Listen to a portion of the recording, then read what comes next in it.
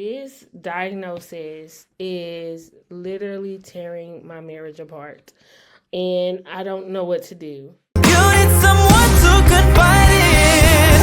Maybe you lost your mind, you've lost your sanity, 'cause you're way too young. Hey y'all, welcome to another episode of my show. Today I am going to be talking with you about marriage. So I've had a few of my clients that we've had meetings, and they come to me like, look, this diagnosis is literally tearing my marriage apart, and I don't know what to do. They talk about how having a child diagnosed with autism is increasing their stress levels. They talk about how it is affecting their finances, which I know for me personally, like, and I talked to a couple other parents, like when your kid is constantly like getting put out of daycares, like I had one whose kid was like kicked out of the daycare and we had to find like emergency child care. So they talked about, like I said, communication is messed up.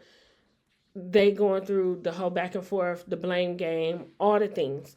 So what I wanted to come on and talk to you about is how things that I have done to so me and my husband, we we be going through it. I ain't even gonna lie. I'm not even gonna hold you. It is hard.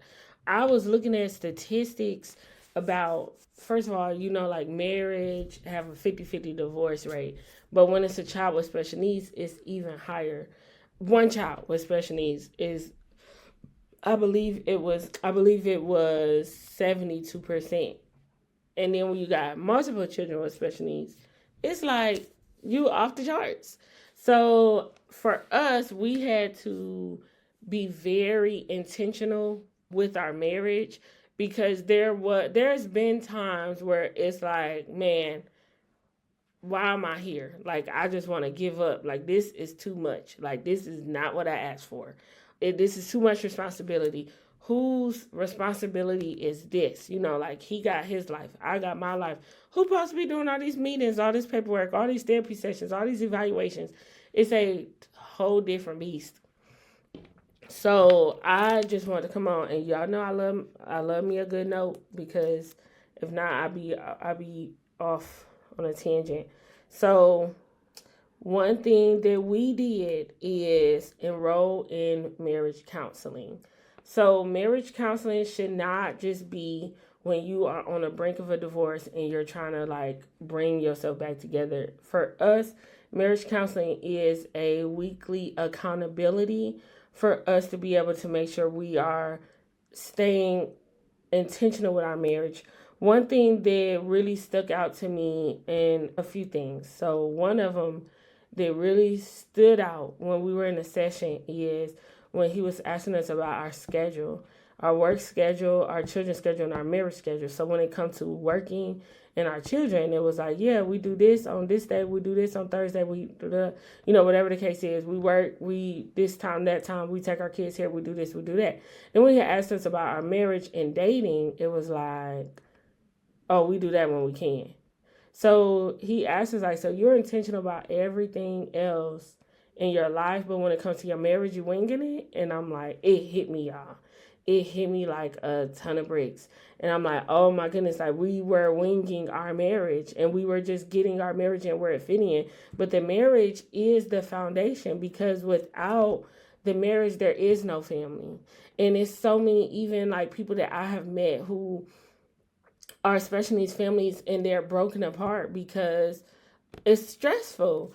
And so from our marriage counseling, we learned to be intentional with our dating and our quality time.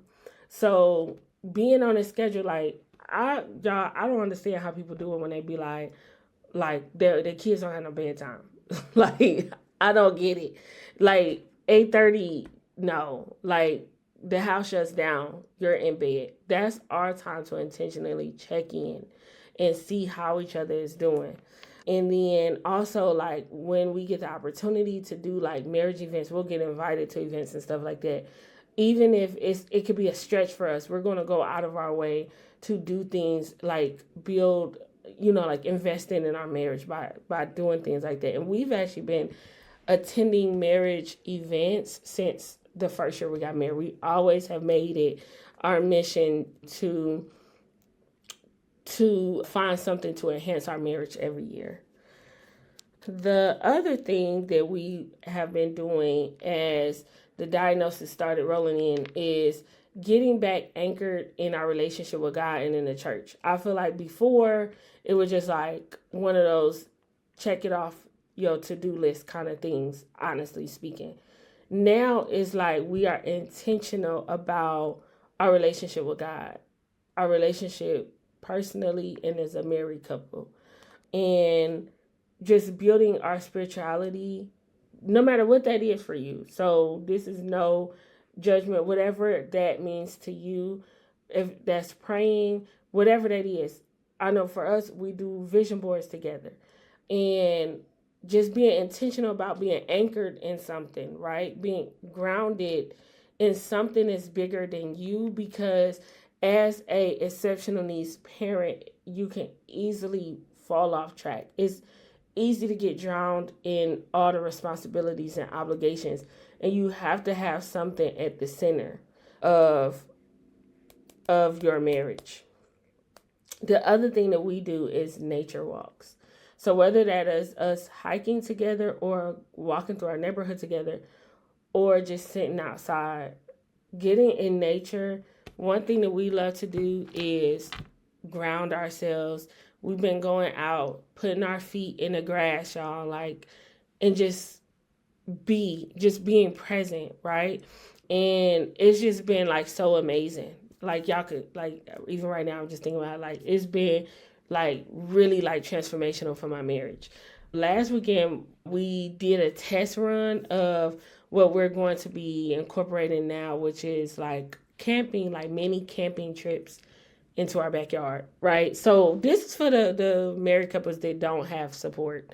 We don't have family in Georgia. So we have been finding ways to be intentional in our home. So last weekend was our little trial run where we took a tent into our backyard and covers and pillows and just sat and relaxed. And we have like conversation cards. You can get conversation cards from anywhere. They have like intentional dating cards and intimacy cards and relationship cards, just depending on where you are, like in your marriage, and being able to sit down and work through those, right? And that's what we did while we sat in nature. And so our goal is actually to get like a full camping thing and start like making it a whole thing, like where it's a big, like not big but for us, like I want to do like the s'mores and the marshmallows, whatever it is, and be able to like just sit in each other's presence without having to like because we don't have a babysitter. So like, and then also like we do dates like during the daytime, like a lunch date once a week. So yeah, so like while the kids is at school, taking time to spend together once a week on Thursdays is our day that we do that. And so pretty much we are being intentional and not like just winging our marriage. And so that would be my encouragement to you as well, is in your process of learning about the diagnosis and learning about your kid, being intentional if you are married, keeping that foundation strong. One thing that we actually just started doing yesterday, so I'm excited to see where we go with this, is love mapping. It was transformational, y'all. So long story short, it's like I don't know, maybe everybody do it different, but what we did is instead of asking questions like the dating cards, we tried to guess each other's answers. And we put our own answers in and we guessed each other's answers and we came together, and a lot of them were similar. It was just said in like a different way, but it like we are finding now that we are very in line and in tune with one another, which is great. So yes, I think that's pretty much it. I just want to encourage you, if you are married and you are an exceptional needs family, to really focus on your foundation. Keep your foundation strong. Put it at the forefront. Don't be like us when we was like winging the marriage and everything else was structured and planned. And just getting back to the beginnings of, like what brought y'all together in the first place. My hope and my goal, if you know, me and my husband used to have a marriage success podcast, and of course life kind of took over. But my goal is to get him to come on my channel.